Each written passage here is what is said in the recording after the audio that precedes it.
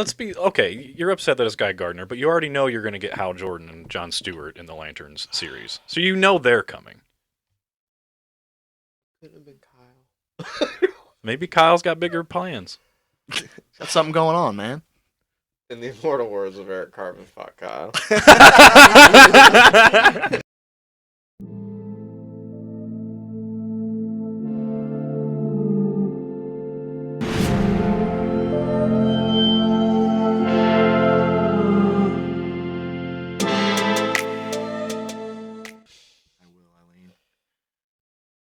Come on. There we go.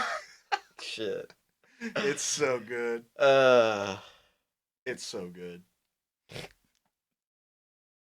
And honestly, that's why I was so thrown off initially, because I'm like, well, I had to really remember that he's older. But we'll get there.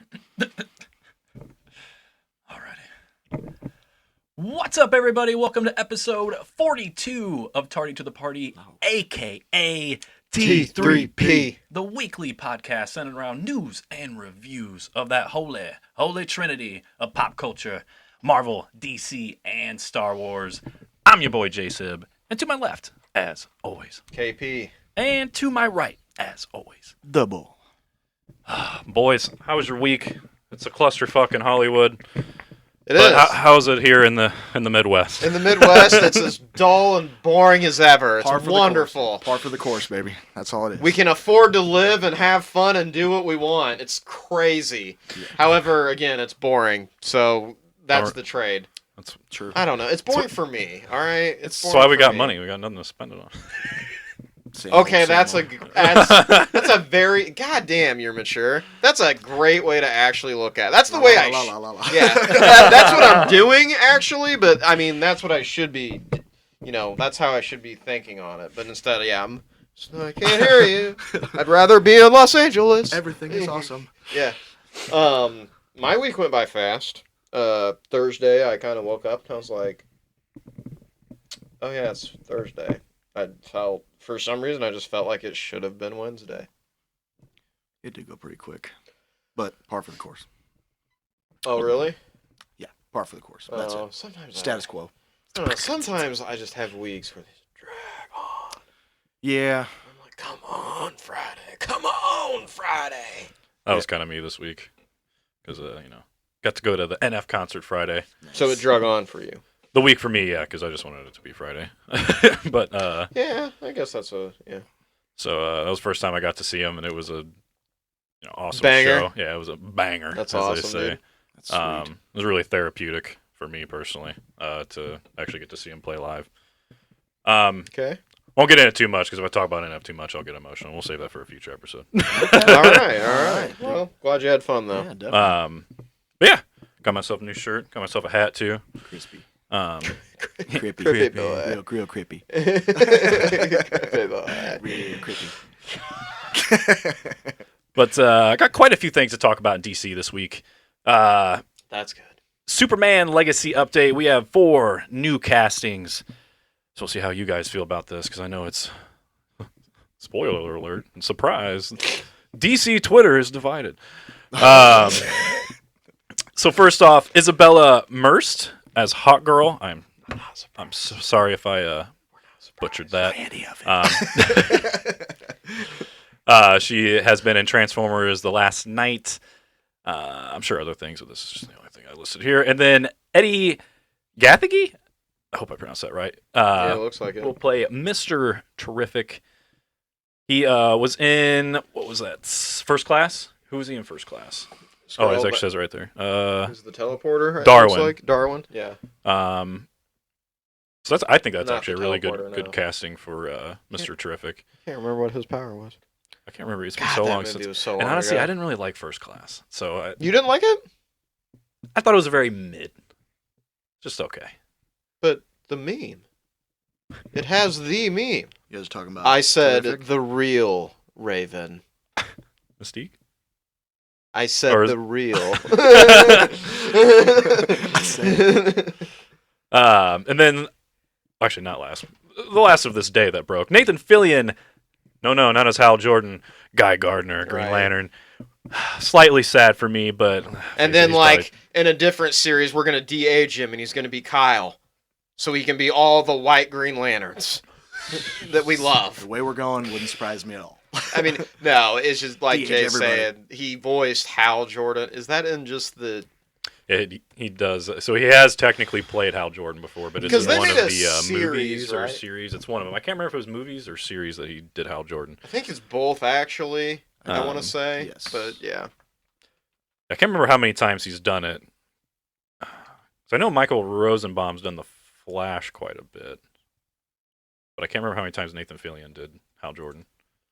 Either way, he was the best. We're seeing him a lot more Um, lately too. Fillion.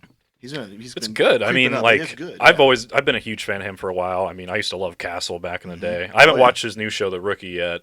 No. Maybe I should. He's great, and he's Cade in Destiny. Hashtag rest in peace. Hashtag spoiler alert. Not for long, baby. Fucking game. He's Yeah, he's back. back. In a astral plane of existence, he's not really alive. Oh yeah, dude. I don't care, as long as my boy Fillion's back. And then last, as far as the Superman Legacy casting news, Anthony Carrigan, a.k.a. NoHo Hank, will be playing Metamorpho in Superman Legacy. Very deep cut there. I think he's an original member of the Outsiders,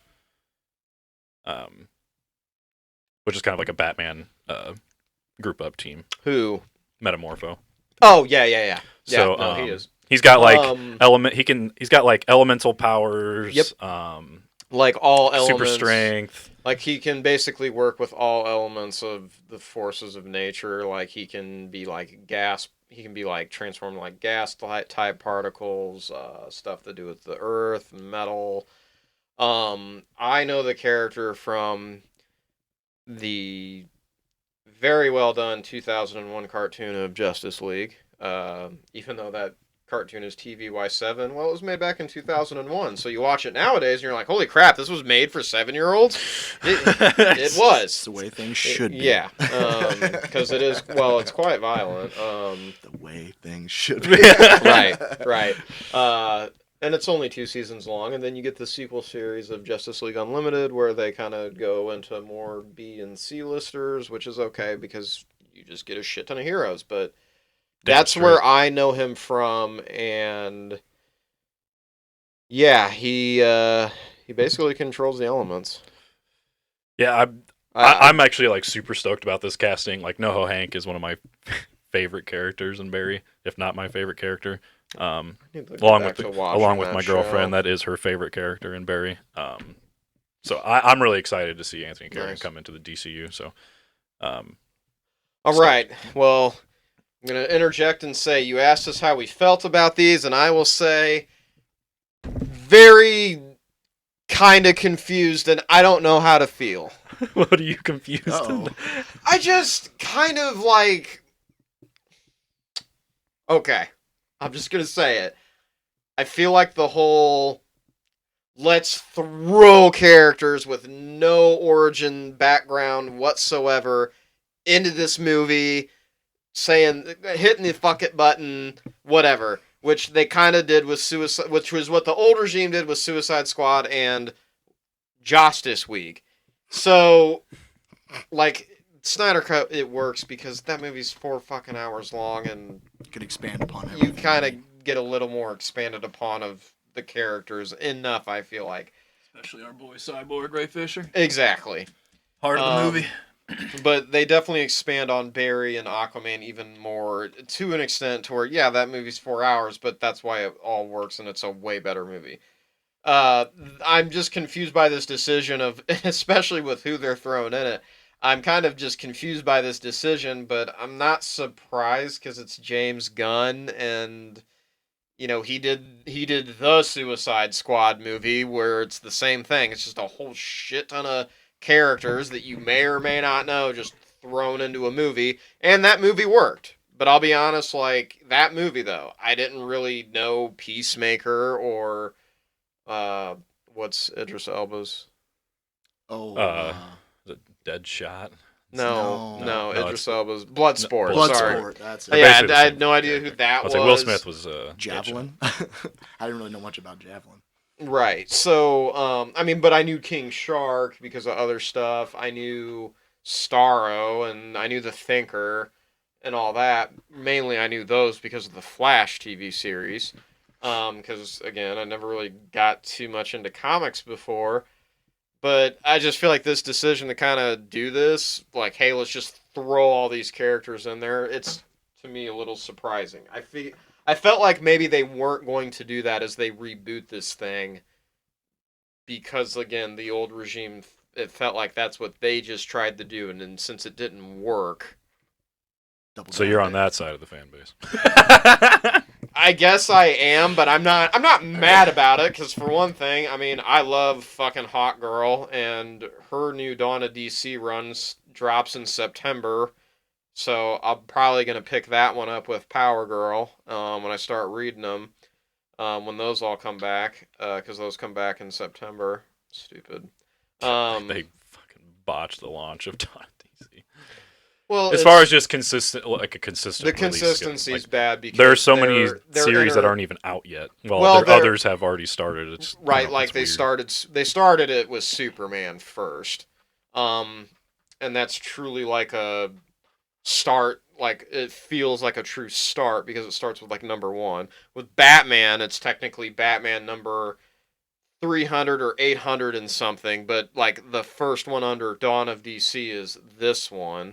But anyways, to get back to it, the other weird thing about it is they're doing those Night Terror like one-offs that are basically like Expand across all the book lines, which basically puts a halt on all of the DC. right. Dawn So of that's DC like why storylines. that's why I haven't read and I won't get a Dawn of DC book again until September because they're doing these Night Terror like in between episodes for all of them that I'm reading. Got it.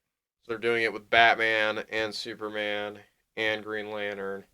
So I think in September when it all picks back up, that's when also like Hawk Girl and Power Girl for sure come out, and then I don't know who else because I'm not reading all of them. It's too fucking expensive. They're $5 a pop. I'm not gonna spend $50 a month on comics. Right. I don't even know that I want to pick up both. The only reason I'm gonna pick up Hawk Girl and Power Girl is because I dropped a different one. But yeah. Anyways, I'm just confused. Back to it. I'm also kind of confused they didn't wait to release Night Terrors until like October. when it's Halloween. Yeah. Anyway, and it's more fitting. So I can kind of understand that. To your point about him directing the second Suicide Squad, I would also point out Guardians of the Galaxy. Nobody knew who they were, and they were an assembled team right off the bat. Right.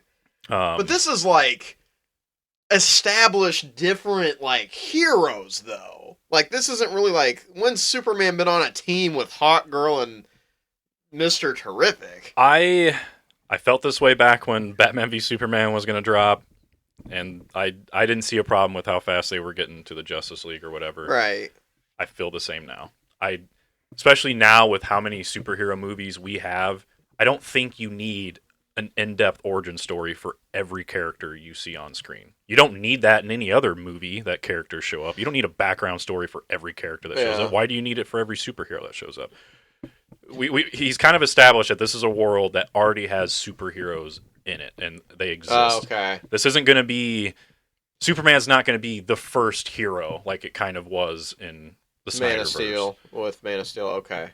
And so to me, it's like, and I get it. Maybe some people are like, maybe if they're like huge Guy Gardner fans or something like that, they're like, well, I feel like he's just going to kind of be a background character or whatever. And Well, it's that's like 'cause he he probably is. kind of will be, but that doesn't mean he Sorry, can't like, get fleshed lame. out later in You gave me a the Green lamest Lantern. You gave me the lamest Green Lantern. Thank you, dude. Cool.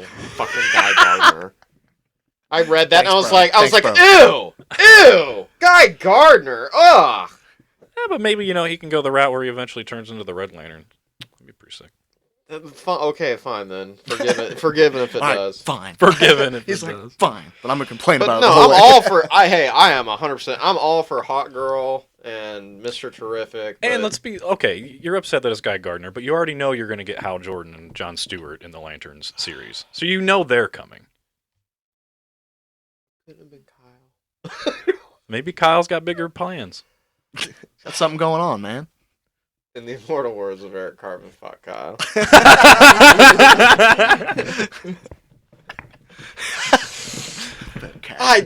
Alright. I will say, though, if people are bitching, like, oh, I just feel like he's going to be a background character, well, yeah, that's kind of the Guy Gardner role. And I feel like the casting's very good, actually, even though he did the voice. I wonder if it's almost just like they're kind of like a JLA type team, and Superman runs into them. People were theorizing that it will be like, since you said it's going to be a society where superheroes have already existed, if it's going to be like a JLA or like a Justice Society, like a generational Justice Society. So. This kind of so this is a leak. I'll keep it keep it very loose as far as this plot leak. The very first Green Lantern was shit. Well, yes, but the character name was what? Hal Jordan. Mm-hmm. No, the one before him, the Justice Society one, right? Oh, you're talking in the actual. I thought you were talking about the movie. No. That's Alan Scott. Oh, yeah, the movie, shit, yeah. Alan Scott, yes, thank you. The character, yes, Alan Scott. So it's like, well, doesn't Guy Gardner learn from Scott? I will be 100% honest with you. Guy Gardner is probably the Lantern I'm the least familiar with. So when you were just kind of like, the lamest Green Lantern, I'm like, oh, he's not wrong. Because I don't give a shit about Guy Gardner. Yeah, no one gives a shit about him. But I'll say my two favorites are... Not your buddy, and honestly, I didn't read comics around the time that Kyle Rayner was around. I like Kyle, but I'm not super familiar with him. So really, my top three are Hal and John. But then I also like Alan Scott. But in a weird way, the New 52 Alan Scott, because he's like the Earth 2 Green Lantern, so he's kind of different. Cool. He's not like the original OG one, but... this is back from the 40s and the 50s. Yeah. Where he literally carries around a little lantern. Yeah. His weakness is the color yellow. Hell yeah, dude. Powerful. You know, a lot of people may not like Jeff Johns anymore, but damn it, did he at least give us the Sinestro Corps, which is a way cooler version of why he's weak to yellow. No, I will say, I don't know. I think I'm really just the most disappointed about, really with the Hawk Girl thing, because, I don't know, I kind of wouldn't have minded if, she more showed up in the Green Lantern show, or she just got her own thing, because she's pretty big now. But you never know, she might, down the road. Yeah. Maybe not, considering one of these tweets at Gunn. But I'll get to that in a second. Real quick, though, just a potential plot leak. I'm not going to put much grain in this because it's not somebody that I typically trust. It's somebody random at least that I don't recognize. And I'll keep it very loose. But it was kind of funny to me if it does end up being true. It was it basically is a conflict that takes out in the Middle East, and Superman and this other team that's in the Middle East disagree with how they want to handle the situation. And somebody put on the reply saying, so basically Black Adam. And I was like, fuck. That is Black Adam. If that is true, like I said, that's not from somebody that I am familiar with or would consider reliable when it comes to that stuff. So I would take that with a grain of salt. But if that is true, that would be funny. But with the way the casting comes out, it kind of... fits into that narrative. Well, in the Middle East things kind of, especially with Hawk Girl being in it, because usually her origin stems from, ancient Egyptian shit, and that could tie her in, and it could make a lot of sense then. So I'm excited for it. Like I said, I don't get too butthurt over not every hero in the movie when you first meet them having their origin story right from the get-go. I think you can.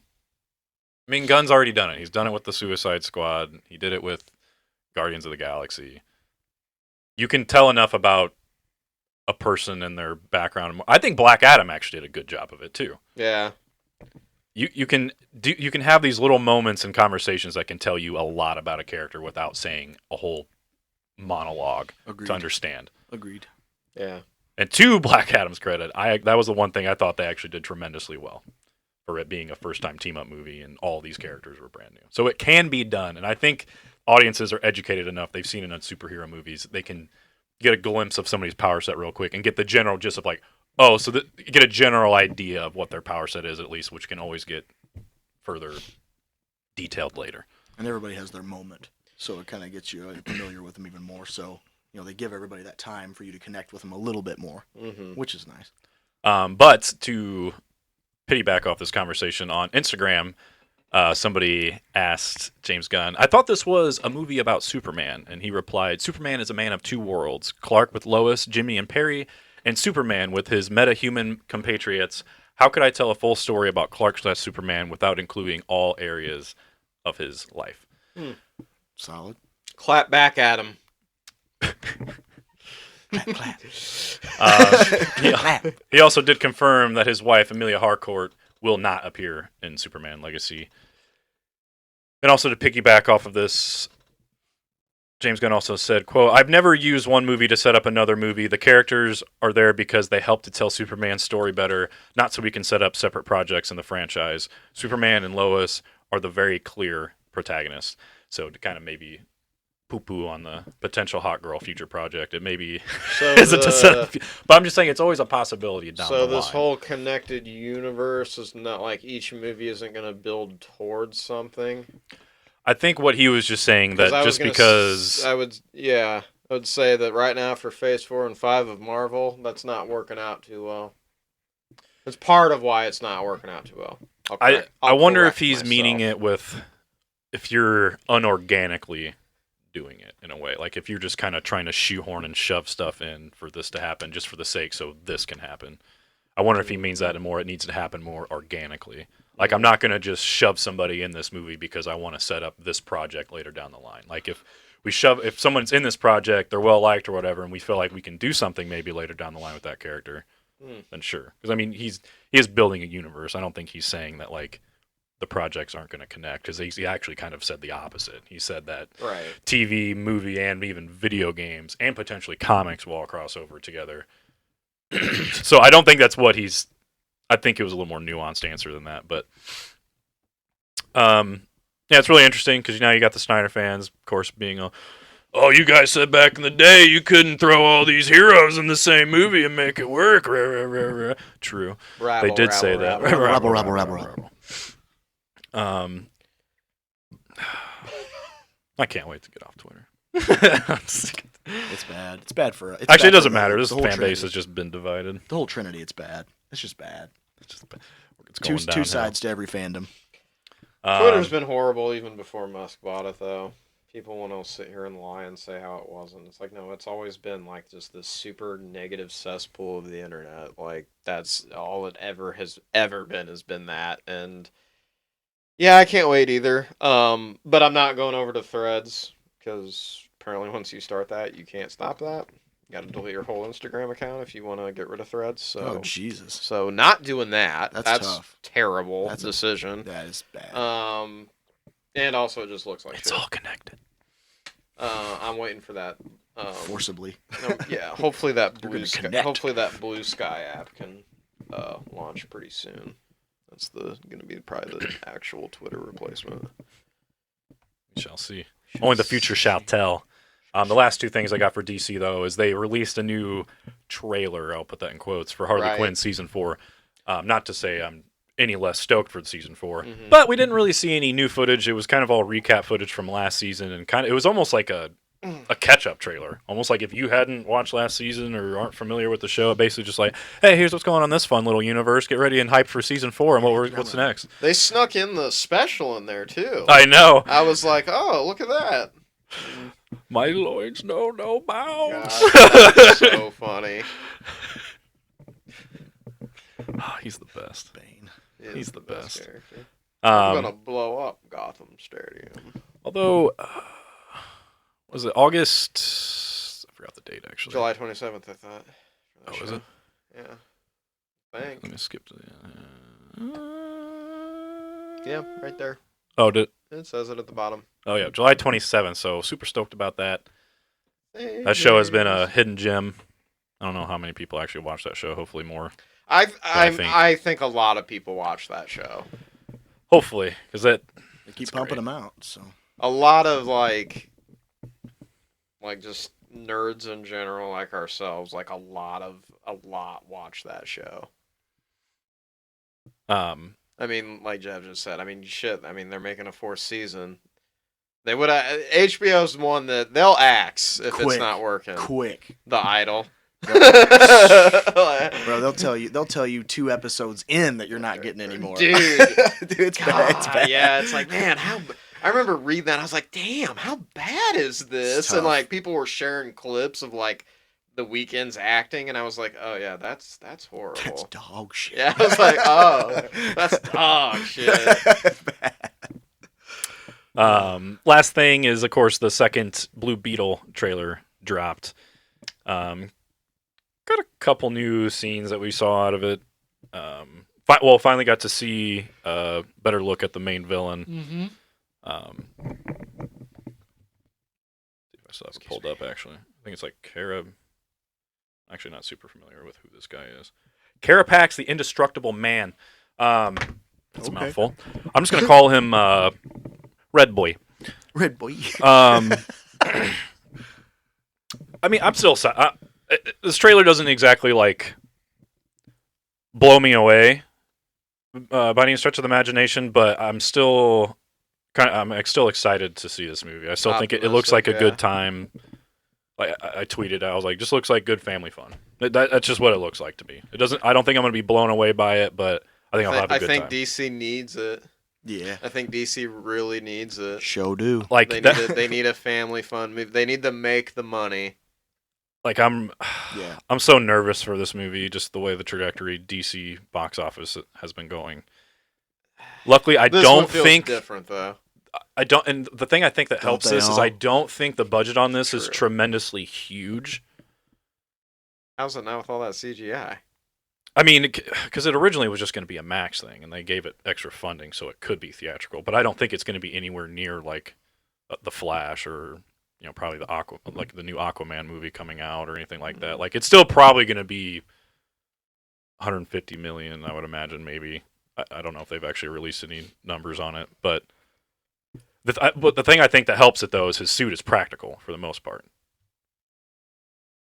That's awesome. That actually explains why it looks good, then. Yeah, like there's been full set photos where he's Wait, in the suit. Is that why he doesn't look like a Power Ranger? Maybe. Yeah. Well, I don't know. Some people still think he looks like a Power Ranger, especially when he pulls out the cloud sword. But yeah, so mainly the CGI is just going to go into like his that weapons. That part alone is going to be like why all of you 90s people, early millennial or later millennials like myself. That's why you should be going to see it. We finally get to see a live action Buster Sword. True, that's true. And if he gives us the Omni Slash, then it's over with. I'll go see this movie 5 times. Take my money. Take it. Just take my $30 for IMAX. I mean, come on, you got his Nana picking up a big fucking like Gatling gun in the end and just. That's fucking sweet. What are those? I don't know. Like the troopers that have those big ones. Like, dum, dum, dum, dum. Yeah. I will say, what it looks like. But I think it'll be a win. I don't want to jinx it. They need it, bud. We need it. They need it. They need it. And like you said, I mean, it looks like it's going to be a better family fun movie because, like, I think Shazam was supposed to be that for them, but it just never took off. That's what I hope they don't try to do too much of with the family-friendly shit, is Shazam it to where, like, it's just jammed down your throat. Like, family. For family. Well, when we saw the very first one, even he said, he's like, I can't believe they actually did the entire family in the first movie. Mm-hmm. And it's just like, yeah, kind of. I mean, like, the end of the movie, he's, like, kind of screwed, and then just all his siblings just, okay, everyone grab the staff. I was just like, they're going to do this? I think that's genuinely the last time I've been actually surprised in a DC movie because you fuckers give away everything in your trailers. And that was the one time they didn't give it away in any trailer. So when that happened, I was like, oh, what? Because even BVS with Doomsday, you have no idea how pissed I was. They at like the final trailer, they revealed No, him. I And I'm remember. just I was like, just as why mad. would you reveal that? Right. Like, It's ridiculous. It's like, man, you could have kept that to yourself. dude, the judgment now is so bad. It's so bad with like they don't leave anything to be desired. I by think watching the movie. reason but to be honest, I mean, probably a bad judgment call because they were desperate to get into it. You know, they were behind. The Warner Brothers was behind. Marvel had already made like 5 movies at that point. Actually more because, oh god, BVS was 2016, so Marvel had already made tons by that point. I mean, they were getting into it late.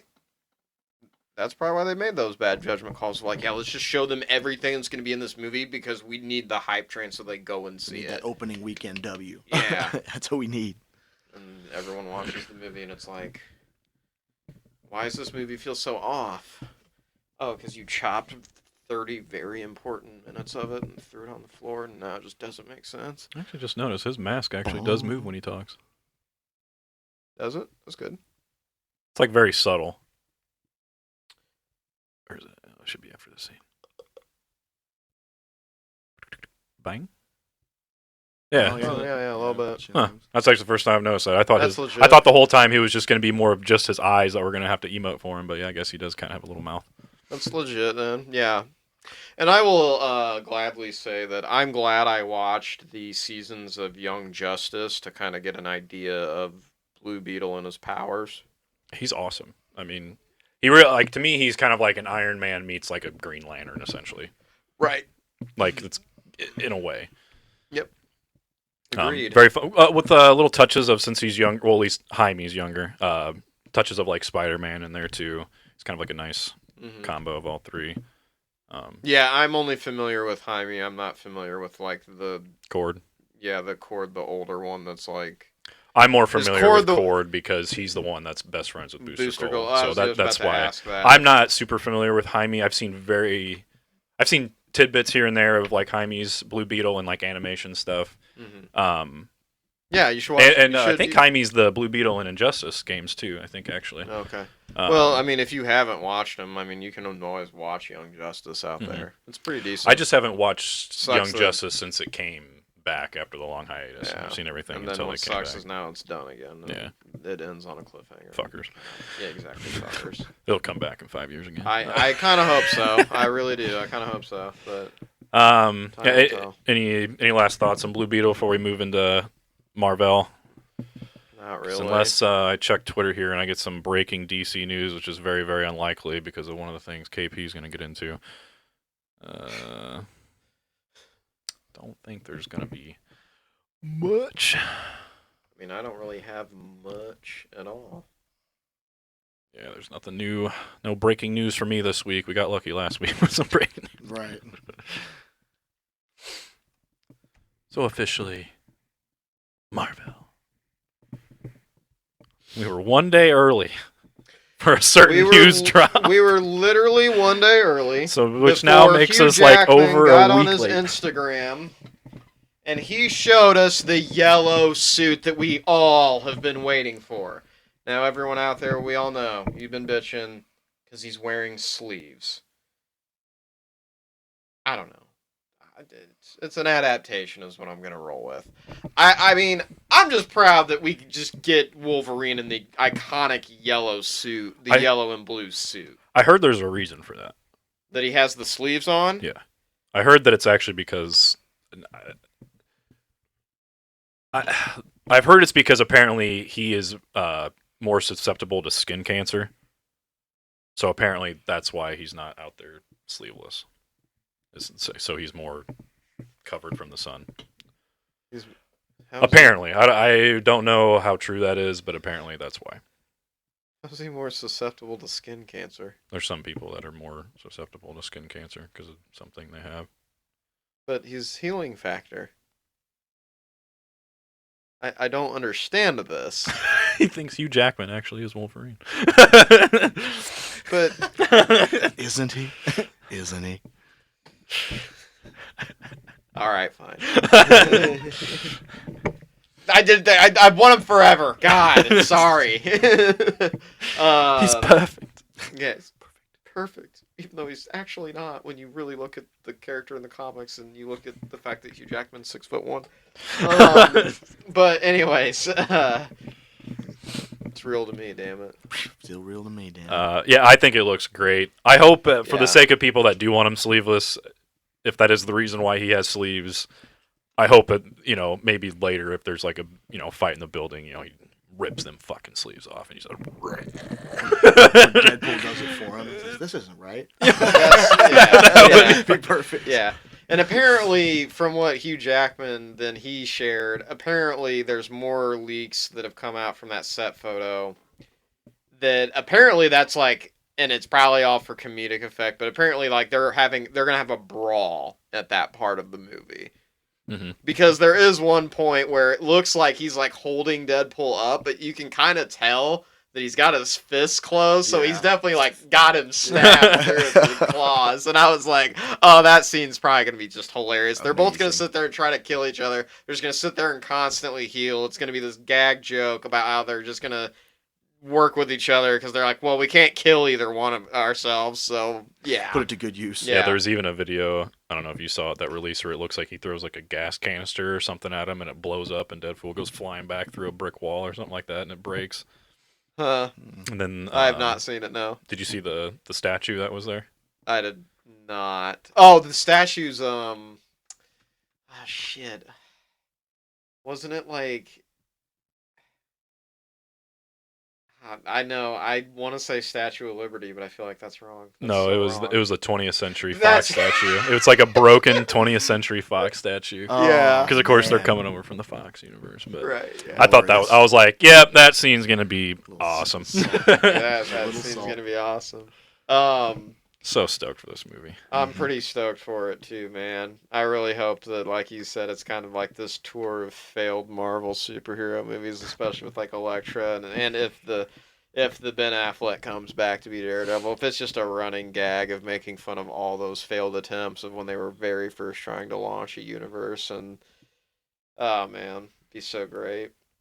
Whenever we might get that movie. Will Still they up in get the Colin Farrell back though as Bullseye? I know, right? I know. But that's really kind of it, because the other thing that's affecting all of us, it's going to affect this podcast and probably our news, is the fact that, like, with the writers being on strike for, God, what, a month or two now? And then now the SAG-AFTRA. It's been a long winter.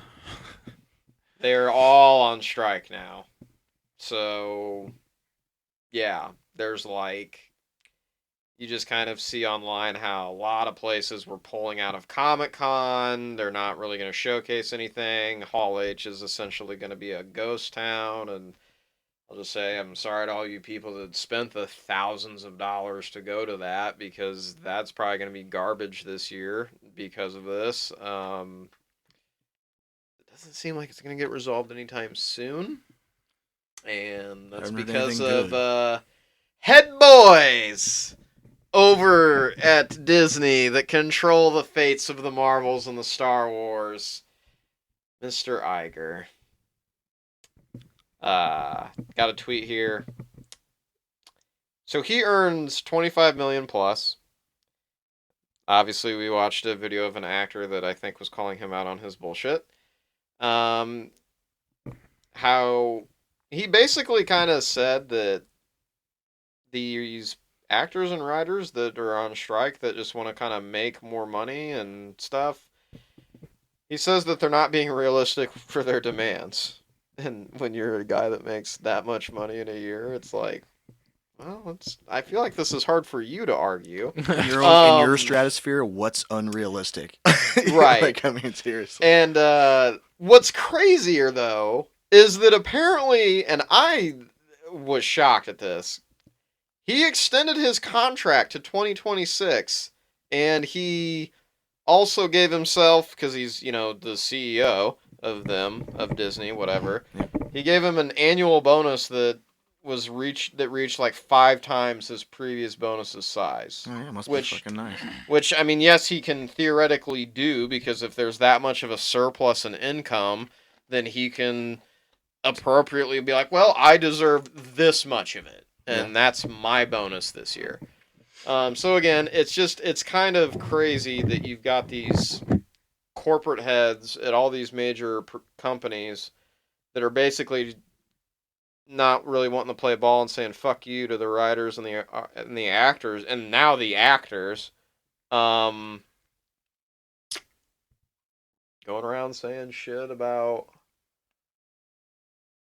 they're not being realistic. He was even in the interview with CNBC, I think or CNBC, and he said that, and then they followed up with the interviewer asked him to his face, and they're like on a golf course too. That's the best part, they're always on a golf course, yeah, getting hammered, playing, 18, 27 holes of golf, whatever.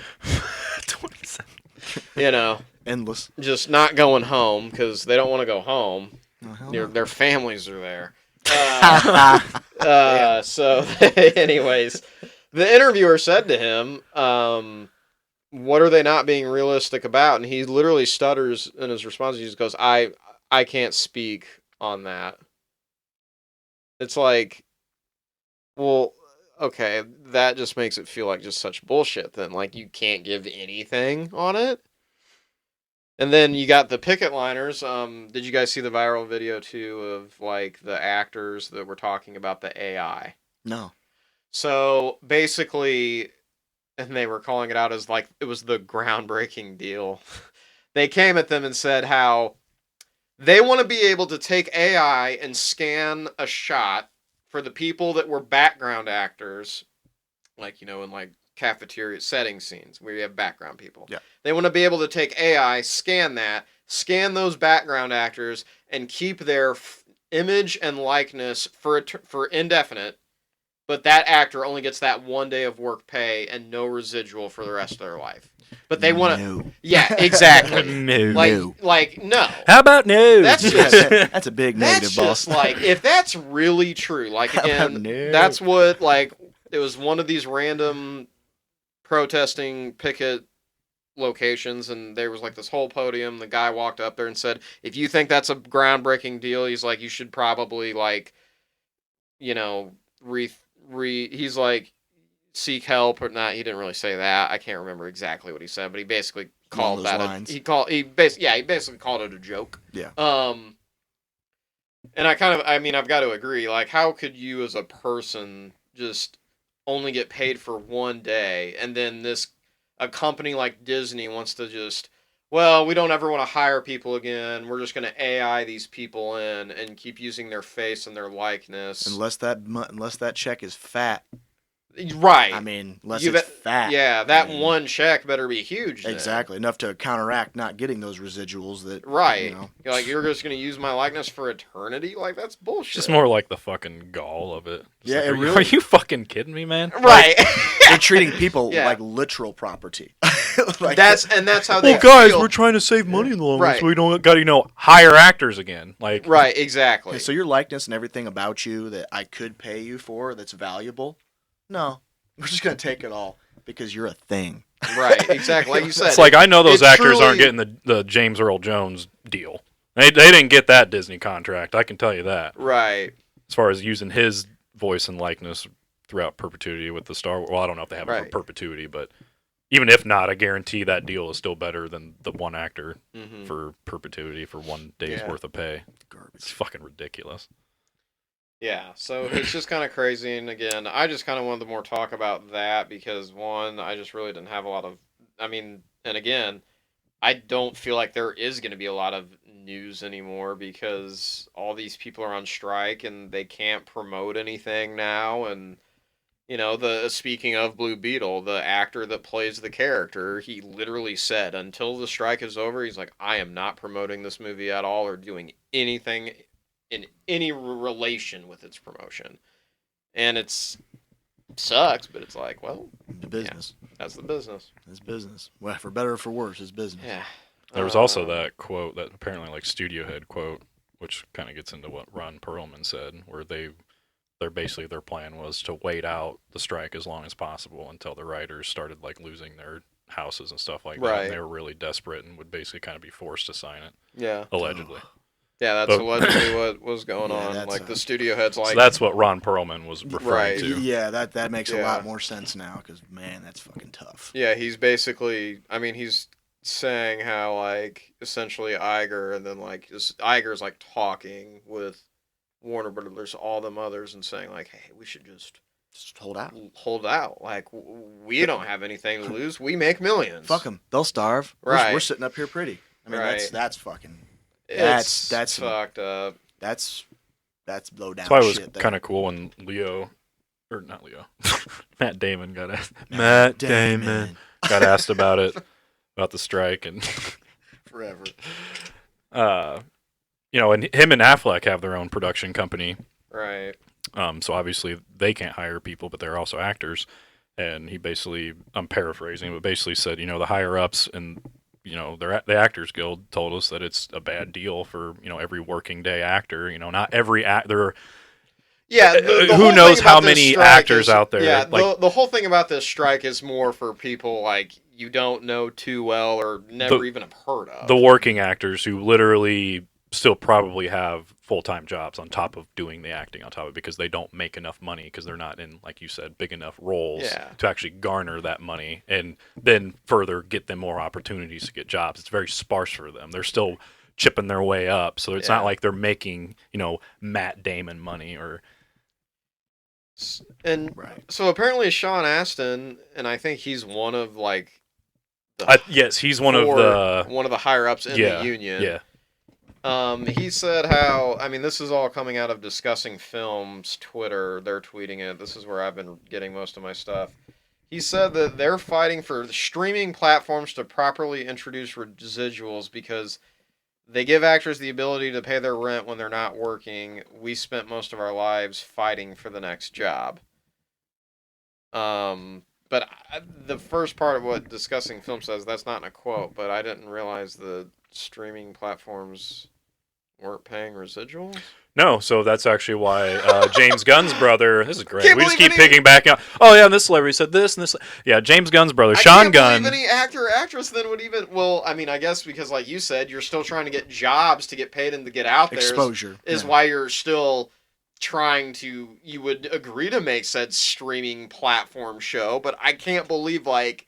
So you're telling me that all those kids in Stranger Things, all these big time like they don't get any residuals? Now maybe they do. I don't know, but like that's kind of crazy My to contract. When it comes contract to like a basis. streaming's original content, I don't know exactly if residuals come into that play or not. I don't think so. They probably me. just They probably get just get the one contract. they probably just get paid per episode. Mhm. Yeah, true. I don't know that for a fact though. You always Stra- hear that more often than not. Original streaming content might be a little different, but the reason like Sean Gunn is there is Gilmore Girls, because he was on Gilmore Girls, which is a highly watched Sean Gunn or Sean Astin? Sean Gunn, Oh, okay, that's weird. which is a very Did not know highly Sean Gunn was watched in Gilmore streaming Girls. show. I never Well, watched it's it. now streaming on Netflix and is one of their highest streamed shows. Right, He gets no residuals from that. trash. Because if it was on cable television, he does. That, So yeah. he was picketing at Netflix's office. Now, some people are like, well, why aren't you picketing at Warner Brothers? Because they're Warner Brothers property. I don't know how that exactly stuff works when you license out something. Right. But maybe, yeah, if Netflix paid Warner Brothers to license it, then, yeah, maybe some of those actors should get a certain percentage of that licensing. I don't. Crazy. I'm pretty in the weeds when it comes to this stuff, but I'm not like that in the weeds when it comes to like contracts and stuff like that. Yeah, that's a whole day's work there digging into that. I get what you mean.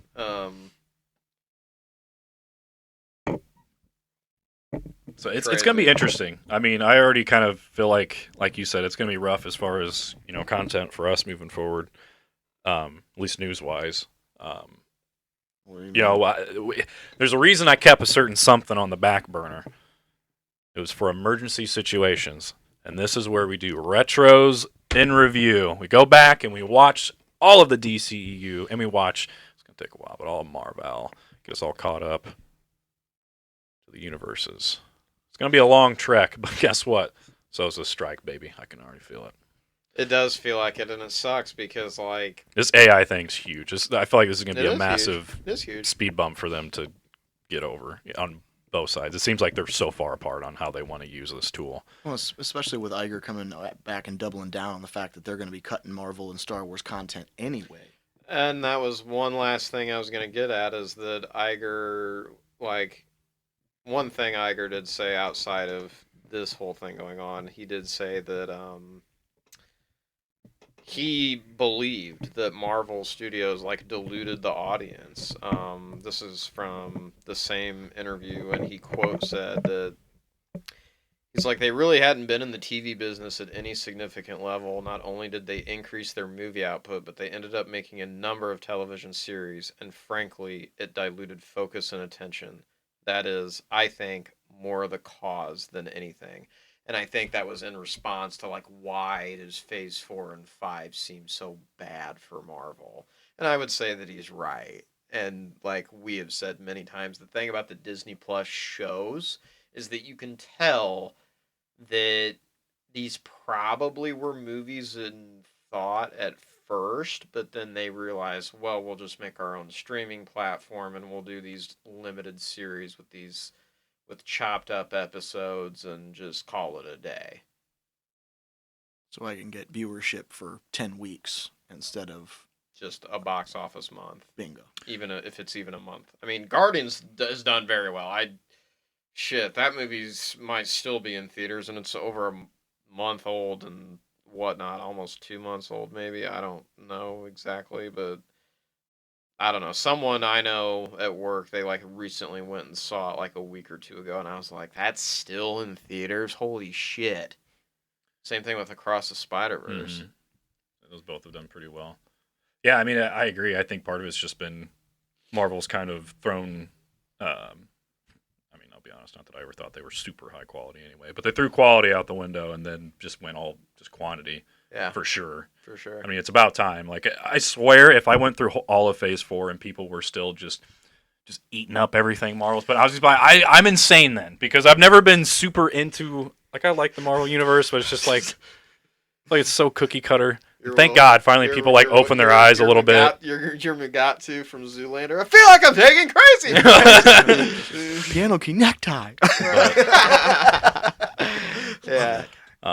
So hopefully, yeah, they need to slow things down. They need to kind of just take their time with stuff. I mean, Jesus, give the VFX artists some fucking time, man. Well, I got all especially if you're going to make your whole movie just all the VFX land. I mean, be interesting. Yeah. So not really much Marvel news, but more of the guy that's in charge of all of it, and also our segue into the old Star Wars universe. Yep. Star Wizzy. Nah, that was really my big part of the news was, obviously a lot of people were trying to put this towards Kathleen on the aspect of hampering down Star Wars production, which Lucasfilm, they do deserve their licks, especially after this Indiana Jones shit. I don't think that's landing for anybody at this point. You know, that movie got spoiled for me, and do you know what that movie's about? Oh boy! All right, are we spoilers. Oh boy! I have not seen it, but it got spoiled for me. So spoilers here for Indiana Jones. The Dial of Destiny. Guess what it allows him to do? Go back in time. Go back in time. Time travel. Time travel. Hell That's yeah. Disney, baby. Time travel. Fucking Marvel. Indiana Jones. Guess fucking- what? It's gonna happen in Star Wars. I told my coworkers. I was like, I'm telling you guys right now, it's going to happen in Star Wars. Because guess what? How else Our are they going to Golden Goose- retcon Shia LaBeouf? Okay.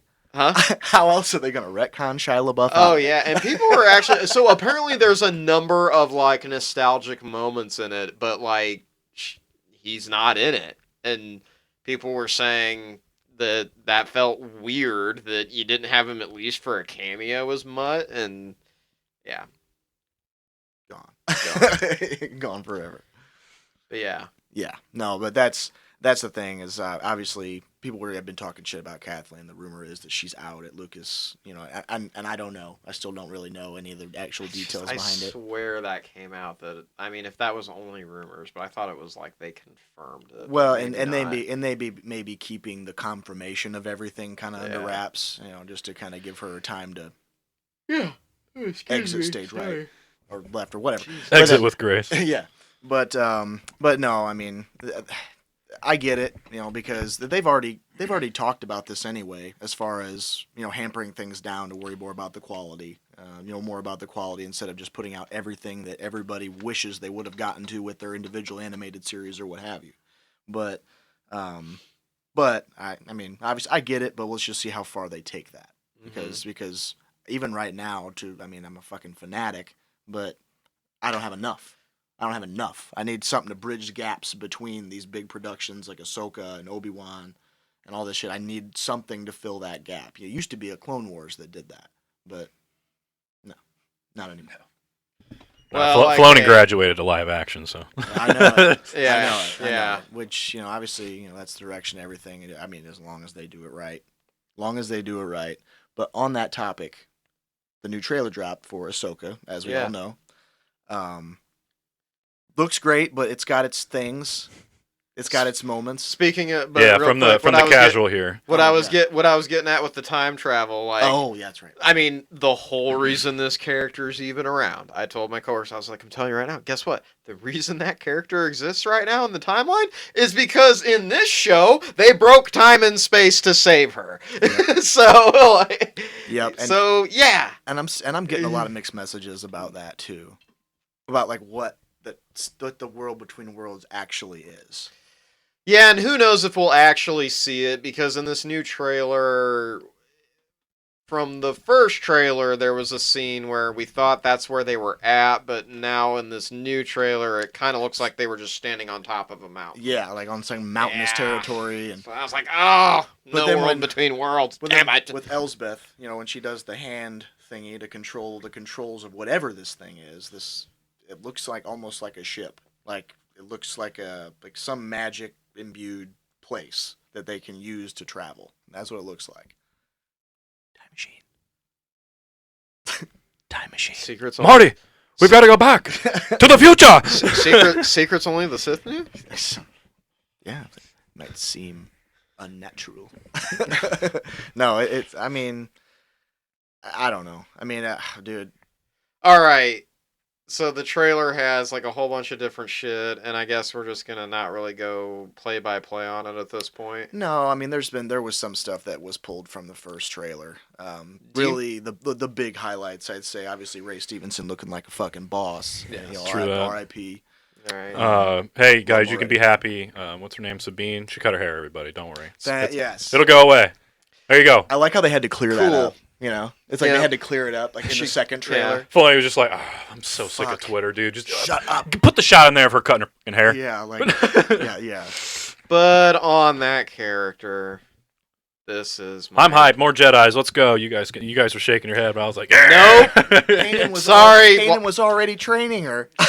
Watched the trailer, saw that kind of shit, and apparently that's the direction they're going. I'm like, nope, that ain't it. That's not it. Well, she was already getting trained by Kanan. To use the dark saber, not to be a fucking Jedi. Sabercraft. We don't even know to what extent, especially with that illusion saying you have no power. Dude, in that trailer, she looked like she was trying to meditate, and I'm sorry, you can't show that to me, and I'm not going to immediately think like she's trying to touch out to the Force. And she might be.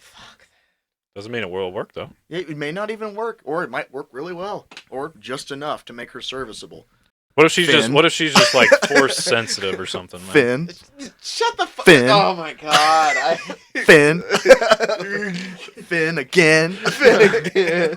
Again. Finn, but this time it's a girl. Yeah. Thanks, Kathleen.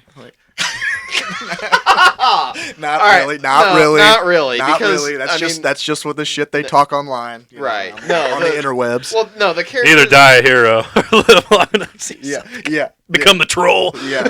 Exactly. Yes. Exactly. The shit poster. Yeah. I don't know. I guess we will see. I guess I just have a problem with it because just in Rebels, it really never felt like that was the direction they were trying to go with her. No, I agree. I do Did she use Ezra's lightsaber at one point at a time? Yeah, because it was crucial to the plot of the episode because, I don't know, I think that's when she goes back to her Ren clan and whatever. Yeah. Anyways, does not matter. There's never a point where it was like, That's the clear train as Jedi. Yeah. You know, that... So, I don't know that... So it's not Filoni that spearheaded this? This is all Favreau? For the most part, that's what I do believe. I mean, obviously, Filoni's working with... Filoni was already working with Zahn on Thrawn's character, so we know that it wasn't solely Favreau, but Favreau basically left Mandalorian to work on this so that Kathleen would leave him alone.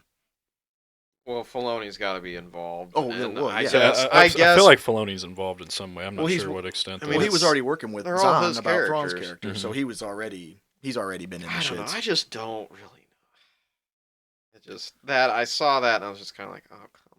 Well, You see, do that. the thing is, the whole master thing, because there had to have been something that keyed Ahsoka up to want to train her. We haven't been around for this whole time and don't know what happened in between. But she's already, trained in swordcraft and knows how to wield sabers. So. Right, like, that part I'm fine with. Like I said, it was more just like, it seemed like there was a meditation shot, and I was like, okay, don't do that. Don't do this whole fucking shit of, like, she's magically now Force sensitive, and you're trying to train her as a Mandalorian Jedi, and blah, blah, blah, blah, blah. Like, I don't know. That's just how I feel on it. Yeah, and I agree with you to an extent too when you said that about Mandalorian Jedis. We're already kind of doing that right now. Let's not do it in another show. Oh, yeah. I mean, I can see them doubling down. But, I mean, that's what maybe. All right. Because remember when that blonde-haired chick that's with Balin says, they're in the forest kind of scene, and she's like looking at her all crazy, and she says, "You have no power."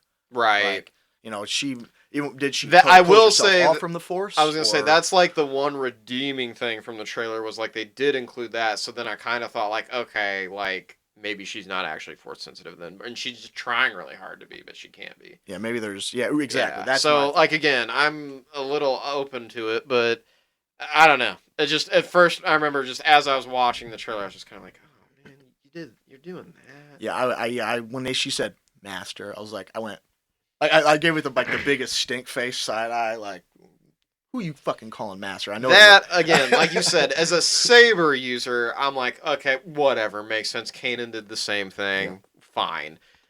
But I was more just the meditation and like, I was like, no, don't make her Force sensitive, please. But yeah, she's probably trying to. From everything that shows on there, it looks like she's trying her hardest to access the Force and use it, but sometimes you just can't. Right. But who knows?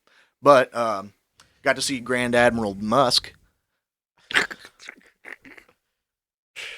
I thought he looked like Duke, the shot that they showed, but I mean, So I've seen a lot of people say that they're not thrilled with how Thrawn looks. Exactly, and that's what I was going to kind of say earlier is that I have to kind of take into consideration that he is a lot older. Obviously he just looks like he's like a tub of melted ice cream. I mean, in the way that his. I was more thinking people were kind of upset because, like, naturally his face is not going to be long and thin like it is in the show. Well, right, and the thing is, if you look at original illustrations of what Thrawn actually looked like, he was very young then. Mm-hmm. So I get that, but I'm like, brother, come on, dude. This guy was obsessed with every minute detail of combat, war, being a warrior. And he just goes off and just turns into some old decrepit like man. Like not decrepit, but by comparison to where he started, decrepit. But again, like you said though, when you really think about the time of it, it's like, well, at this point he'd be really, really old. Yeah, I guess. Because even when you think about that, because I'm trying to think, his chists are still humanoids, so you would think that they would just. I don't know, and that's a good question because even as I read the Thrawn books and I hear about the elders and stuff like that, I don't know how long they've been in power. So that's could be hundreds of years. I have no idea. Yeah. But that's a good question, something worth looking into. But, dude, what? Oh, okay. What is with? They should have cleaned him up a little bit more. Made him a little more high and tight. Made him a little bit more kind of surly. And I mean, and that's obviously just based off one frame, and I'm being judgy. But I think that the uniform could have a little bit more crisp. They gave him a little bit better of a shot to introduce him to people who've never seen him before. And they're like, "Who is this old blue fuck?" That is. Like, come on, man, give me a better shot than that. Grand Admiral Musk. He really does, dude. And I was before we started, I was showing them side by side pictures, and it's fucking hilarious. Yeah, the similarity is uncanny. Can't lie about that. Who was it that told me something about if they ever make an Elon Musk movie, then it was some lady that they want to portray him. God damn. Hold on. Well, while you do that, not to even distract you. See, I'm looking at the shot, and I can't even really tell, so I don't know. Watched it like 8 Do times. you think... All right, so the one thing that Sabine did, too, was she played a holocron that was Ezra. Mhm. So do you think Ezra's dead? I think he's alive, but I don't think he's anywhere near them. Okay. I think because, especially the way that she interacts with the mural, Sabine does, and she's like touching his face, and they talk about regardless of your personal feelings and stuff, because, you know, her feelings about him. Mm-hmm. I don't think it's remorseful in the way that she's like interacting with him, which it would be obviously if he's dead. Mm-hmm. I don't know though. Maybe I can't say that's with why certainty. she wants to reach out to the Force, because they want to find him. Right, and that's another thing too. But I don't know how you can have both. That's the only thing I don't know.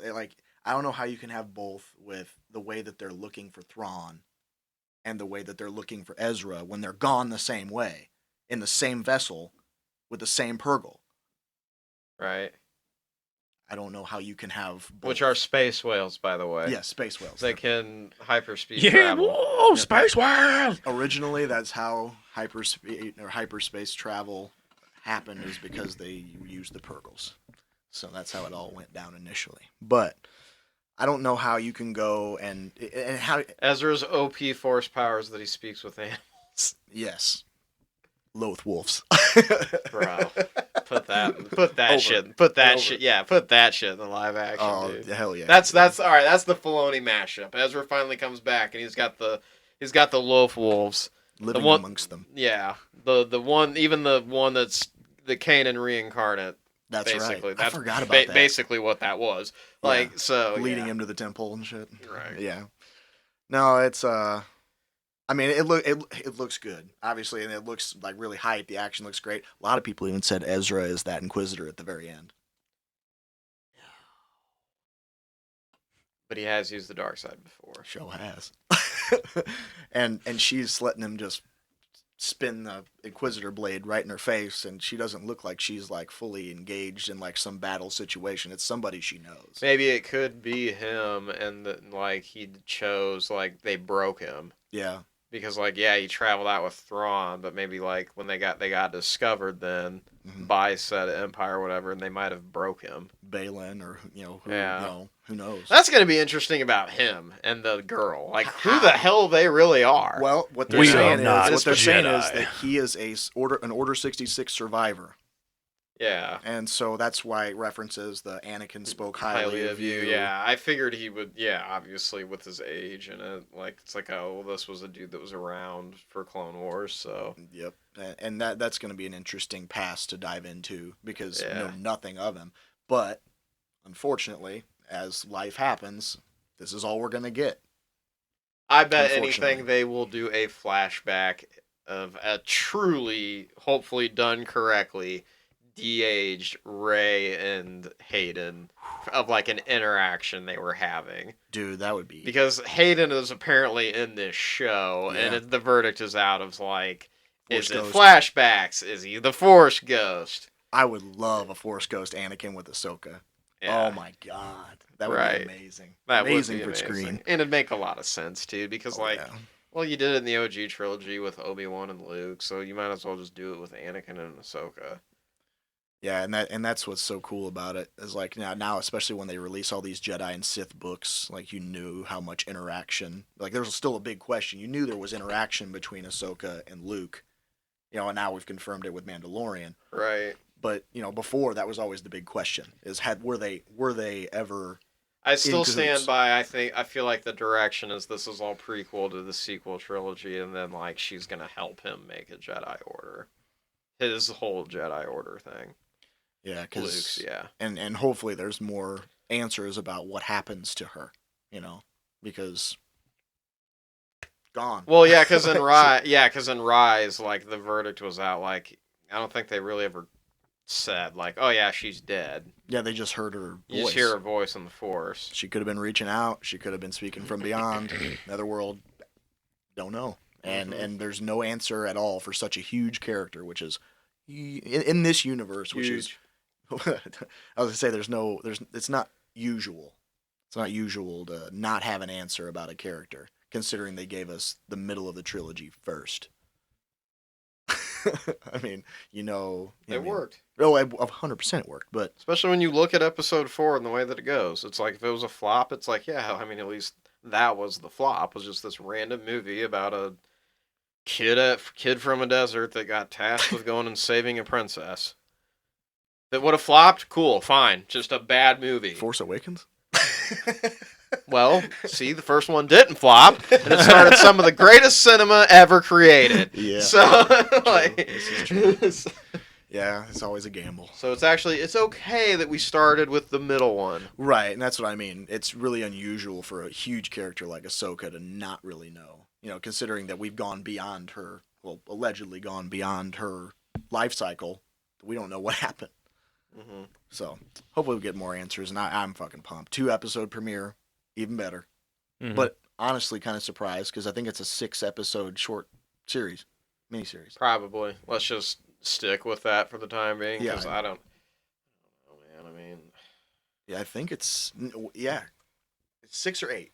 6 or 8. well, exactly, like all of them. Right, 6 or 8. But I'd say I would be less surprised with the 8-episode.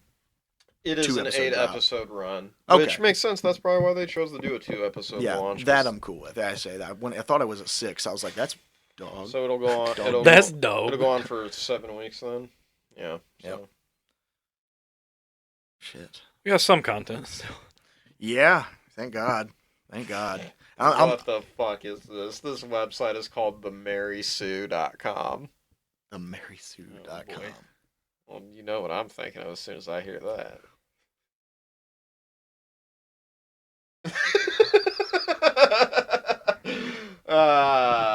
Not Jordan, not J-Sib. Guys, not J-Sib. I was looking beyond him. Yeah. Through me. Through.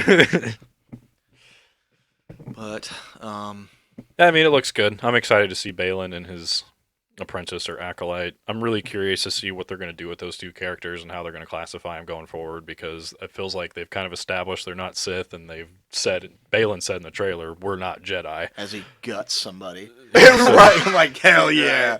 Just turns. Well, I on. think you said before, just maybe we're just gonna label them as like a dark side user. Yeah, You know. dark Jedi, or because that's one thing that there actually is. There's no fucking gray Jedi's. George has said it 1,000 times. But dark Jedi. There definitely are dark Jedis. Yeah, Ventress. I mean, Ventress at the end was more of a dark Jedi than anything. Well, then the asshole in Clone Wars. Quinlan. Oh yeah, Quinlan definitely was. No, Quinlan. the other one, the big alien that he dual wielded double blades because he was gigantic. Yeah, I don't. That guy. He only called clones by their number. He wouldn't call them by their code names Yeah. at all, or Yeah. he would basically say he wouldn't establish that they are individuals and are people. Yeah. He treated them like objects. And, Yep. And then Mace Windu, dark Jedi. No, he's just an asshole Jedi. So dark Jedi. I feel like he's just being racist because he's black. Oh, boy. God. Canceled. He's canceled. You are canceled. He's Get on canceled. Twitter right now. There's aggressive fighting. And that's why he had the purple. That's why they say he had the purple. He just wanted the fucking purple. No, I've seen Sam Jackson just wanted to I was gonna say I've seen that clip. Sam Yeah. Jackson just asked him, "Well, can I have purple?" And George goes, Yeah, I think we can make a prep one for you. That's not canon, Kevin. That's not canon. Disney said so.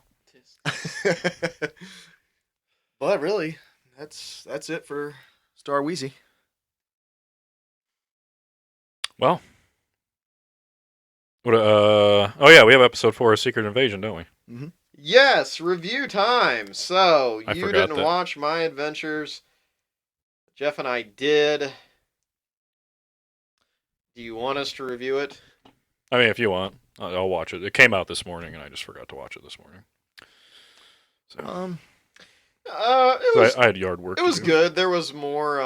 Yeah, I know. God, you poor soul, mowing your grass in the middle of the day. Shit. I had to do mine at 4 o'clock the other day, and that shit was rough. All right, I strictly wait until that sun be going down, or it's barely risen up and it's not too wet on the lawn. That's hard to do though in the old Midwest. Yeah. No Anyway, in the morning at least. No, My Adventures with Superman was pretty good. shit. A lot of Lois and Clark.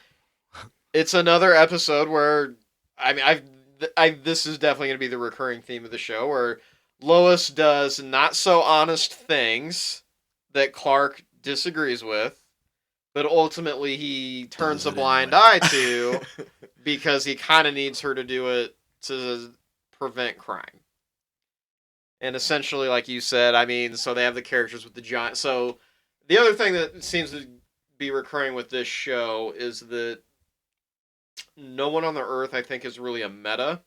Yeah, it's just these So enhanced these technologies they use. Yes. I'm not really sure who the real big dude was supposed to be intimidating with the fists. The fists, yeah, I don't know. But the freeze gun was 100%. I kind of took that as like either that was like basically kind of like you could have said Captain Cold. Yeah. Um, That was that cannon, right?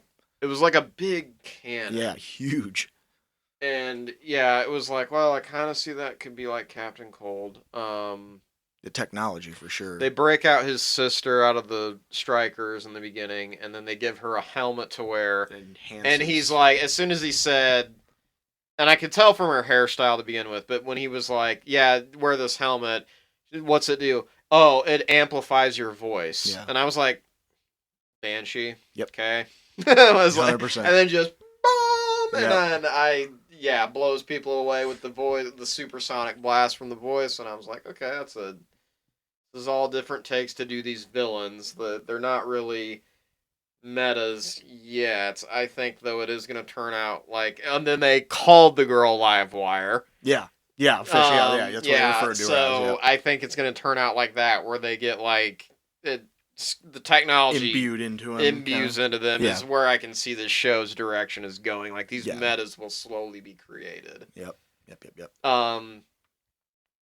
Clark unlocks heat vision. Yeah, and that was a cool. That is the Let's shonen. go. That was cool. That is the shonen power up of this episode. It was dope. He unlocks a new ability. And the way they did it was awesome. Yeah, Pretty sweet. it was pretty sweet. The red eyes just But yeah. like engorging, like he didn't even know what power was happening. You know, like Yeah, like his vision, his eyes start to go red, and he's like shaking it off. And I remember watching it. I'm like, are they doing that weird shit that like you were talking about, that whole red and blue thing? Dude, the one scene real quick. I don't want before I Yeah. forget it. Yeah, The one scene where he's flashing back and forth, and then there's these fucking robots. It looks like apocalyptic type thing. These like AI robots are like marching together. I was like, what the fuck is this? I was like, is this something that I missed? yeah. I feel like there's gonna be something goofy that's probably got to do more with what Jay and I said about how like I think they're gonna really get into this show. They're gonna look at Kryptonians as like they weren't really these great people, which is what like I think more recent iterations of Superman has always kind of portrayed, that it's like it's even in Man of Steel. I mean, Right. he shows them. He's like, yeah, we were conquerors. We went out into the stars and we conquered all these people because we were super technologically advanced. And then at one point we were all just kind of like, screw it, let's just have peace. Like, this is getting kind of old, conquering everything. We already won. We already won, you know. So I think this show with that, like, it's kind of more because you saw that I think in the second episode too, when Jor-El kind of showed him the stuff, and then he kind of goes through the power up, and he sees some other like same type of conquering happening with ships. I think that's just really all that alludes to is that he's getting more. He's weirdly just getting more visions of like what Kryptonians are supposed to do, and I think it's going to go into this plot point of like he and I theorized where he was probably sent to Earth as Krypton was exploding, but he was more sent there as a means to like terraform the planet and conquer it, and like start making Kryptonians again. My theory. Gotcha. Okay. I was watching it and I was like, "What the fuck is this?" Right. Like, What was this real quick Yeah, thing? yeah. But that's pretty much the episode. Then he gives Lois the interview, and then he like flies off, then quickly comes back as Clark, and he's like congratulating her on her interview, and he's like, "How was he?" And she just goes, "Oh, He's a liar. he's totally a liar." Yeah. And he goes, "What?" He's like, because he basically, when he's Superman, he tells her like, "Hey, I don't know where I'm from. I literally don't know what causes my powers. Still discovering. He's my like, powers. I'm still figuring out who I am." And then he just kind of flies away. And so when he comes back as Clark, and she's like, "Yeah, he is a liar." And like she like smirks at the camera, or like looks off at the distance and smirks. And he's just, "What?" Yeah, So it's pretty good. she's not. Basically, it alludes more to the Lois character of like she's not gonna stop. Relentless. It was pretty cool though, the ice, like the crystal, when it kind of like reformed itself and it started like freezing everything around it. Yeah. And And then I don't know who the hell that is, but then like you notice it's the same guy working for Waller that when he came to pick up the criminals. I must have missed that. Like it's the same character that was the one that was fighting Livewire. He came in the hat, and he okay. was like, Got it. he Okay. like smiles. Oh, the one with the gray hair? Yes, That's Slade. that is Wilson Slade Slade Wilson. or Slade Wilson. Whatever. But yep, that's Deathstroke. Wilson, comma Slade is what I meant to say there on that fuck up. 10-4, 10-4, good buddy. Totally. Yeah, Slade Wilson. Yeah, my bad. Shit, Deathstroke. Can you call him Deathstroke? My God, you don't fucking care about his real Uncultured name. swine. Yeah. Care who he really is? I just Deathstroke. No, that makes sense. I didn't understand though how the ice was popping out of the windows and everything, but everybody's still moving around in the building. Like, did you notice that? I didn't notice that. Yeah, there's like ice popping out of every window and like the front doors, and people are running down the streets. But then like people are still moving around inside the building right next to the. Yeah. Was that from the gun, or was that like the Fortress of So Solitude? the gun breaks, And then all the crystals. and then kinda the crystals go back together. that were in the gun, yeah, they connect together, and then it starts freezing. Everything. But that actually can make some sense. That was it trying to make a Fortress of Solitude? Well, when you guys were describing it, I was like, did he find the Fortress of Solitude? No, or? no. This literally happens in the middle of Metropolis, And he melts that boy. and he melts it all because that's like the thing. Again, this is the whole plot point of he unlocks, goes through because this is obviously is gonna be like the anime of Superman. Like this is his power up. He unlocks heat vision. And dude, Eddie boils it pretty much. Yeah. Fucking boils this crystal. It's pretty sweet. Yeah. When I was watching it though, I did say like, because Grace was watching it with me, and I was like, this is just so different. Like the way that it's animated and done. It's cool. I like it a lot. Does she like it? Because you said that she wanted Superman comics. As much as she can get into something, she doesn't. She's all over the place. So she'll watch it for a little bit, and then I'll be like, so what do you think? And she'll be on her tablet or on her phone or doing something else, and just lost the whole episode. So yeah, that's why she likes to read. So I'm hoping the comics are a hit. Yeah. Did you already give them? I did. What did she think of Spider-Gwen? She liked it. Of course. I mean, yeah, because she didn't really, she didn't really know how many versions of Spider-Man there are, so that was kind of for her. So many. Across the Spider-Verse. X-Men 2. It's Marvel's biggest cash cows. That's what makes their money is those two. Later tonight, I'm gonna try to get her to watch Into the Spider-Verse and then Cross the Spider-Verse once. See how she likes the first one, because I think that she'll get into that. Yeah. Yeah, she'd eat that shit up, like we did. I'd be surprised if she didn't like it. Yeah. But no, good episode. Seems like it's gonna be a good show. I don't know how many episodes there's supposed to be. If it's only supposed to be like 12 or 24. Hope 24, but Hell yeah. we'll see. Especially, like you said, there's nothing better than the Saturday morning cartoons. Mm-hmm. Nothing. Like this morning, I woke But it up. drops on Friday. I watched it Friday. See, I last night. saved it on purpose for Saturday morning just because I wanted to eat my cereal and watch Superman cartoons. God damn. Like a fucking baller, dude. Love it. Like a Love it. like a Baller. Straight Ballin'. Straight balling. That's what I did last weekend. I just started out hustling. woke up, had my coffee, just sat down at my desk, and I was like, yeah, let's watch some Superman. Damn right. God damn, us millennials. Jamie's like, "Are you watching a cartoon?" I was like, "Yes." That's Yes, all let me alone. Shut up. Go- Missing. Aren't you supposed to be at work? Missing important shit here. No, it's good. I'm excited for it. Glad I tuned in, got caught up. Yeah. Yeah, I'll probably watch that after I get home from here. Speaking of cartoons, real quick, did you ever, when you were younger, watch Rurouni no Kenshin?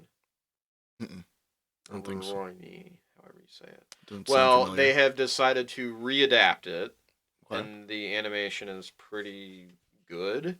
Okay. There's only been the 2 episodes so far, but Just send me. it's on Crunchy. Send it to me later. I'll put it Yeah. into the to watch list. Yeah. It's growing I every always day. loved that anime, like, as a kid. Definitely want to like more, definitely adult ones. Like, the old one is, like, I mean, it gets there, but yeah. Yeah, they decided to readapt that, and I was like, okay, I'll check this out. And it seems like it's pretty decent. Hell yeah. So we got Secret Invasion episode 4 now. Yes. Yes. Secret Invasion episode 4. Personally, I mean, kudos to her. Apparently she had the time to give herself Extremis. I thought that was a little hokey. It's like, Classic Marvel. because, I mean, And that's all they do too. Is that one scene. That's it. it's just like, I don't know, it's just kind of funny because it's like, so if she didn't give herself the Extremis, she probably would have had enough time to just make it out anyway, right? Maybe? Maybe. he was- Maybe not. He was probably I guess still since- sitting there waiting. I guess since he was How sitting long there have you been waiting- here? As long as I needed to be. I will say it is. It's kind of funny just because, like, so she just, without even knowing if it was gonna work, she's just like, pewter, doop. All right, step inside sphere, get mutated. All right, I basically can't die. Let's go. Like, I don't know. It just was kind of, what'd you say, Jay? Stupid. I don't know. No, you said it last week perfectly. One of those things where it's like they're just lazily writing it. Just, yeah, fuck it, how we get there. We just need to get there. Yeah. They'll accept it. Yeah, like, I just, God fucking damn it, man. Just why even bother shooting her and quote unquote killing her? She just had just let her fucking get out, and then have that be a reveal later that she has the Extremis, and then show the flashback of her scanning the science. How do I use this thing? Oh, I just step in and hit the. right. I don't know. It just, I'm so sick of these Marvel acting like they have the balls to actually kill a character off when they When they don't. No usually one ever never really do. does. There's been like 1 or 2 exceptions, maybe 3 now with Maria Hill. But it's just like everybody they kill just comes back, whether it's 2 years later or the very next episode. Like Or 10 years down the road because we got a multiverse. they try to always have Because these multiverse. impactful moments, and then they just immediately undercut it 2 seconds later. That's the Marvel way. It's like, oh, you guys are feeling something? We gotta throw a joke or something or save it. We can't have you feeling anything. You gotta be happy the whole fucking time. Happy. Happy. Except for Endgame. That was the one time they finally had the balls. Sad. And it's probably because RDJ is like, bruh, I am tired, man. Right. I am can't- done. I can't do this forever. Yeah. And even he's probably going to come back. I know, that's why I made the comment about 10 years down the road with multiverse, because, yeah, he's probably going to come back. After Oppenheimer, I doubt it. I don't know. This show, man, like, there's things I like about it, but then at the same time, it's the classic Disney Plus show. It's just like, fuck, should just condense this down into a fucking movie. Or actually flesh it out to be a real TV show. Yeah.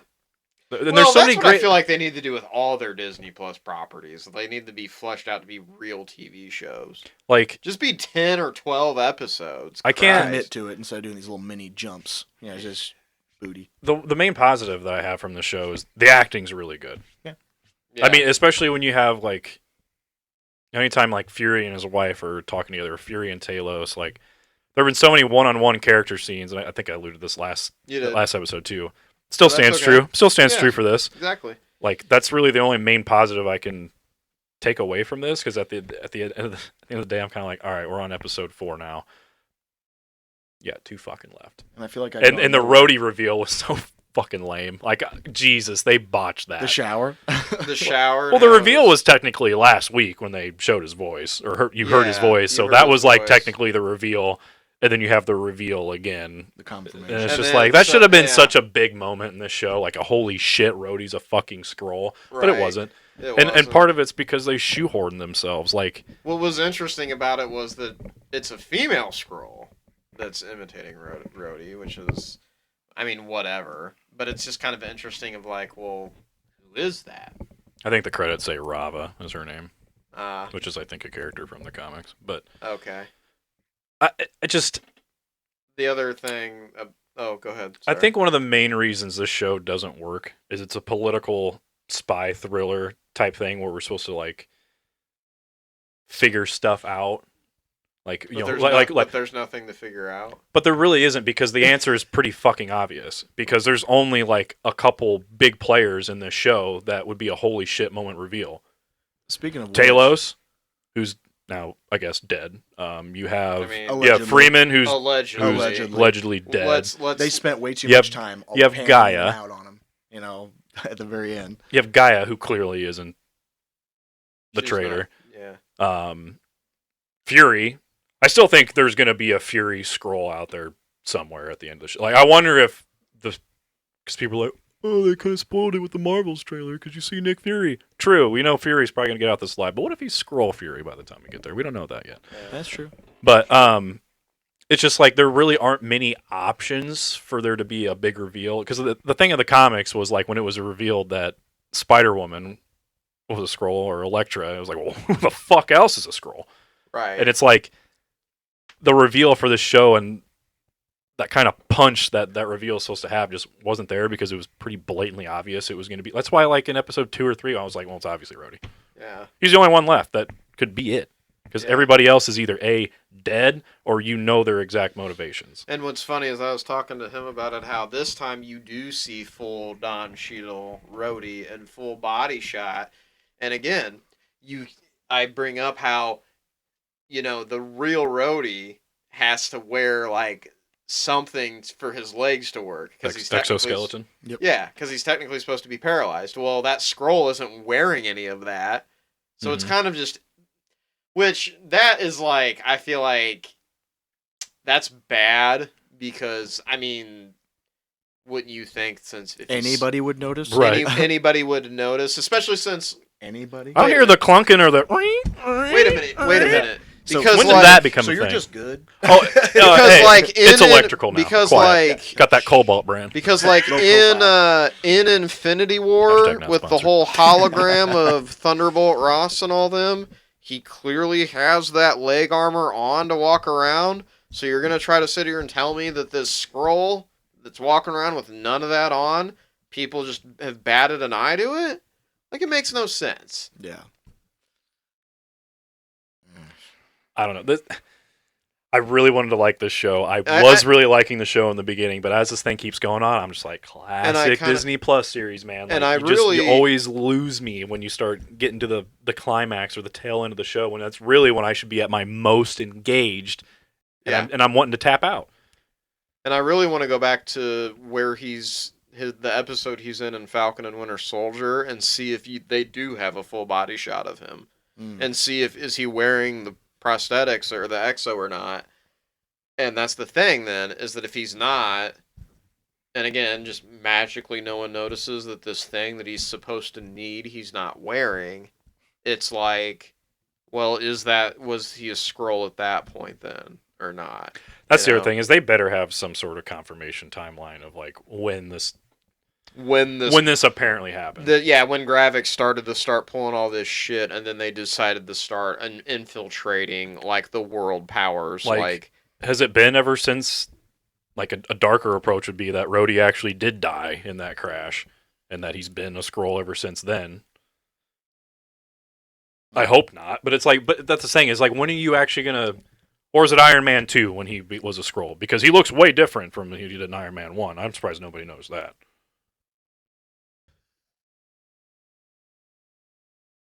Hey.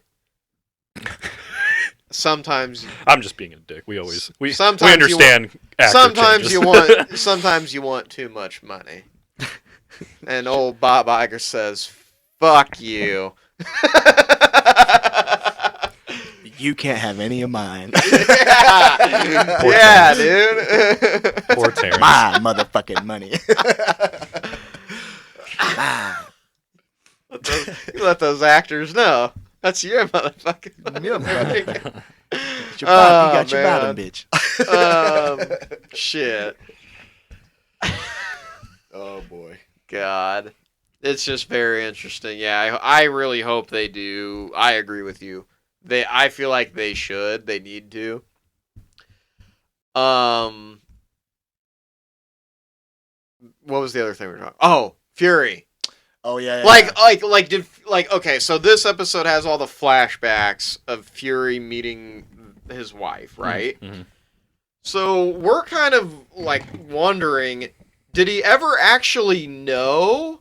And then in that, what is that? Is that the first episode when he goes home at the very end? Yeah. So did he ever actually know? And then in the first episode when he's standing behind her and she's still a Skrull, and he says something and she changes, like, did he actually know ever before that point that she was a Skrull? There's so many things that make it seem it just that's seems not the case. Yeah. I mean, I don't know. For me, I've kind of got the impression that he knows, because they had that one conversation about like, would you basically love me in my own skin? And he was like, well, we'll never know. Well, so that's what we're getting. That's what I'm getting at, is like, because he asks her, why did you choose to imitate this woman?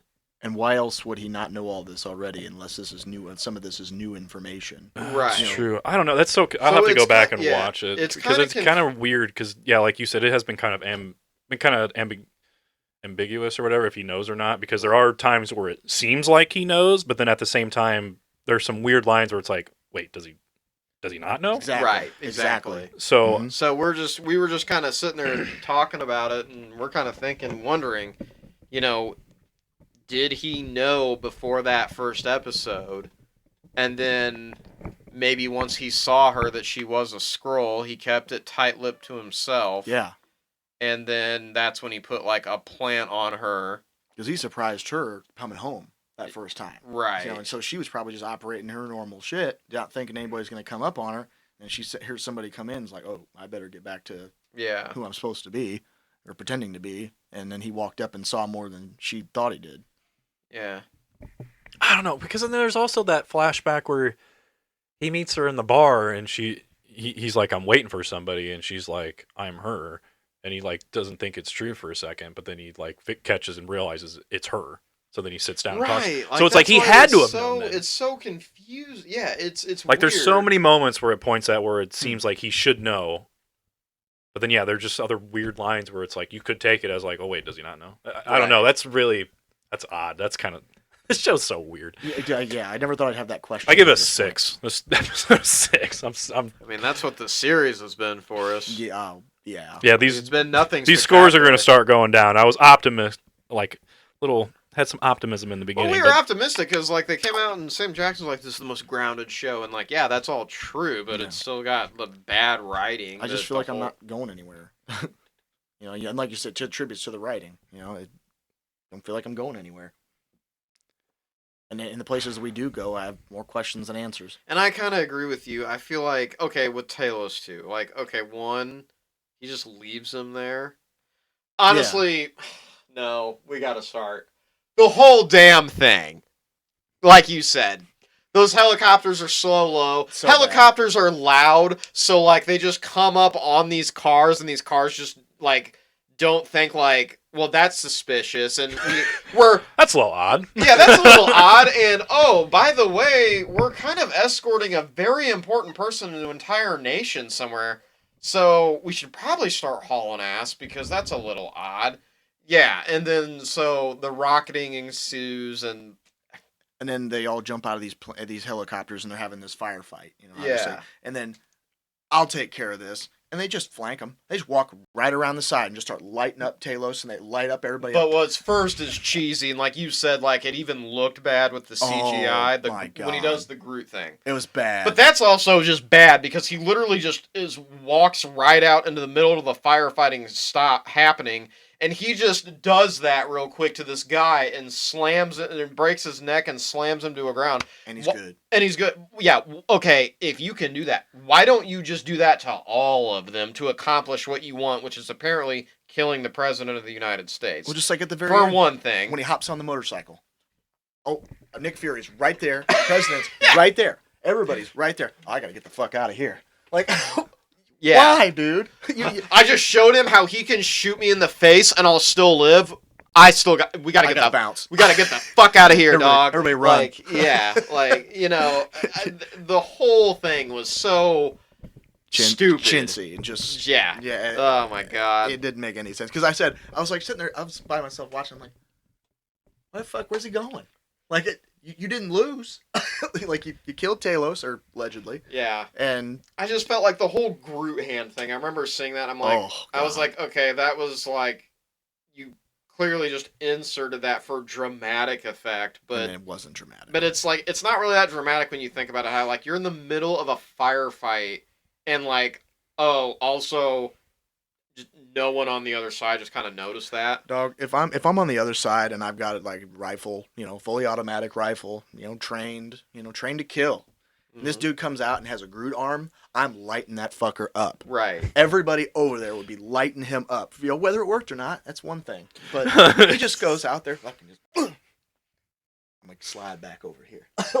like nobody does anything. They're just lighting everybody up. I did like how they kind of, again, these little things they do, though, about how, like, when Fury said, like, no one calls me Nick. Mm-hmm. And, like, when he gets with those soldiers, the one looks at him and goes, Fury? And, like, that was it. And I was like, I just, oh, that guy's a good guy. Yeah. It's just, so. Yep.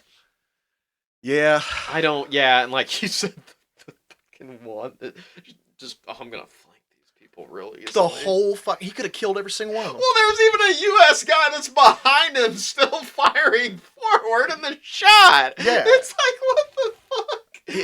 He just sticks like 3 steps in between him, turns around, goes over the hood of a car, and just. I'm like, God, I wish it worked like that in every military encounter on our behalf. We just flank everybody, just light up everybody. Right. Like, just that good, I guess. Hell yeah. I also don't believe the Talos is dead, and also even too with the stab. They're standing in the middle of the firefighting. Nobody did anything. Like, they're just not getting shot by the crossfire. And dude, like you said, there's literally U.S. soldiers, like, lined up, like, right behind him, like, shooting the opposite direction. Yeah, just like, no one's just kind of oddly watching this stand down between Fury and this soldier. So I'm, like, over a car, and I go, oh, fuck that. like, what the fuck? He's got that handled. Well, I guess they tried to account for that when they said, what'd they say? He's with us, because he was changing, and they were about to light him up. Right. Thought he was, Yeah. They were like, what the hell's this thing? Yeah, so I guess maybe, what they saw was a soldier holding a scroll.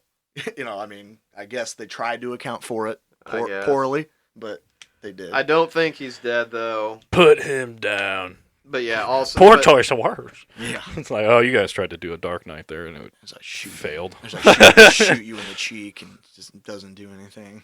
Yeah. But yeah, poorly then done. Then he graphics like, I gotta get the fuck out of here. That just was like, okay, like, you have superpowers.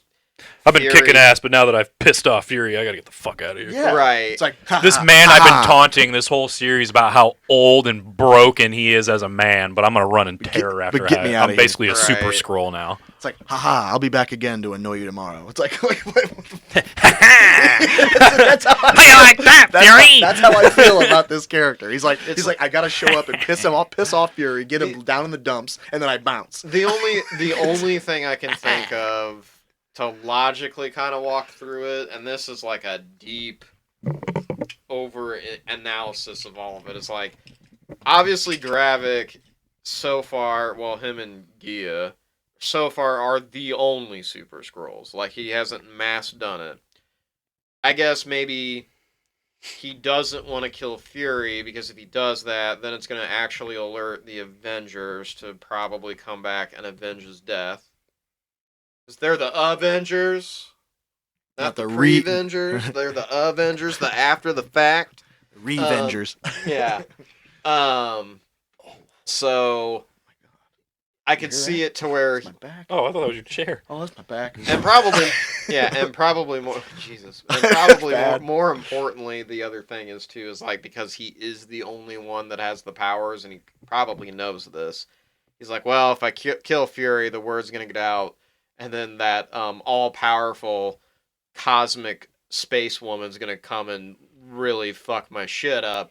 So yeah, let's avoid that. True. So that's the only logical like process I can think of, is like, why would Gravik keep him alive? True. And Yeah, it's he's doing literally everything around because him. right, and I feel like it's literally only that, is like, if he does kill Fury, it's just going to alert the Avengers to come back to Earth. Well, some of the Avengers come back to Earth, the other Avengers on Earth to like form back up, and then they're going to be like, yeah, what are all these things? And Captain Marvel's going to be like, oh yeah, I kind of knew about this, but we just didn't tell anybody. Obviously that backfired, my bad. And then they're going to be like, well, we're going to go kill all of them now. So Well, and my thought process too is, aren't we kind of at that point? well, now so that's the thing about Need some Talos help. being, so that's the thing about Talos maybe being permanently dead, is that now it's now Fury's gonna have no sympathy for them as a race, and he's just gonna be like, yeah, let's just kill all these fuckers now, because he's just not gonna care, other than maybe his wife. So he won't care. Is Gaia gonna be the new Talos now? Maybe, probably. I could see that. I guess the reason he left his body there is just so the world powers can see, like, oh, this alien exists, and then the soldiers will say like how like, yeah, and he shapeshifted, like they can assume identities, so like it's not just a bunch of bullshit if there's multiple people saying like, hey, Right. they're shapeshifting aliens. They walk among us. Yeah. Show's got an uphill battle for these last two episodes. They really do. They gotta get a lot done to really change my mind as a whole over it. They can do it, but it's Move some mountains. it's not looking good. I'm not very optimistic about that anymore. My optimism has flown out the window. Yeah. Anytime I'm turning it on a Wednesday night, uh-oh.